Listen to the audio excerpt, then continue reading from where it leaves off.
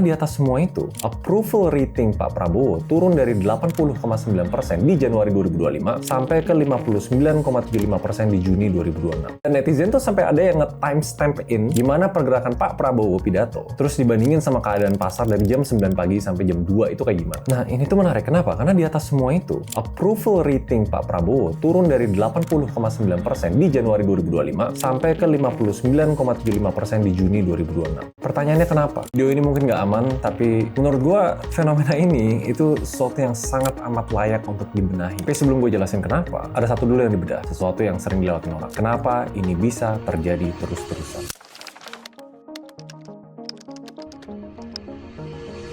Sebenarnya waktu gue riset topik ini, ada satu hal yang bikin gue lumayan aneh. Karena kalau kalian kenal Pak Prabowo dari pidato-pidato masa-masa oposisinya, beliau bukanlah orang yang tidak bisa ngomong. Justru benar-benar sebaliknya. Di 2013, Pak Prabowo pidato tentang kerusakan hutan. Sekitar 70 juta hektar hutan Indonesia rusak. Kecepatan kerusakan yang setara 6 lapangan sepak bola setiap 1 menit. Tajam, berbasis data, dan bikin greget. Di 2014, soal kabinet, kita perlu pemerintahan yang ramping, bersih, dan efisien. Jangan diperbanyak lagi untuk bagi-bagi jabatan. Clear, itu belak-belakan. Ada stance yang jelas. 2019 soal korupsi, saya akan cari bukti-bukti korupsi itu bila perlu sampai ke Antartika. Tegas punya arah. Nah, flashback ke Februari 2014, dulu bilang anggaran perjalanan dinas tuh nggak boleh ada pejabat RI pelesiran ke luar negeri. Dan untuk pertama kali di April 2026 dalam 1,5 tahun masa jabatan, 56 perjalanan ke 30 negara. Prabowo sendiri menjawab, untuk amankan minyak, ya gue harus kemana-mana. 2014, kabinet harus ramping. Oktober 2024, kabinet terbesar sepanjang sejarah Republik Indonesia. Maret 2019, akan kejar koruptor sampai Antartika. Desember 2024 buka opsi maafkan koruptor asal kembalikan uang. Ini sekedar gue observasi. Gue nggak bilang semua perubahan ini salah. Karena konteks bisa berubah, realita bisa berubah. Tapi yang menarik itu tidak pernah ada penjelasan yang memadai ke publik tentang kenapa itu berubah. Karena memang salah satu hal yang paling berat jadi orang nomor 1 di Indonesia, rakyat atau masyarakat itu inget apa yang pernah dijanjikan. Dan pas dua hal itu nggak nyambung, tanpa ada satu narasi yang menjembatani, oh karena begini,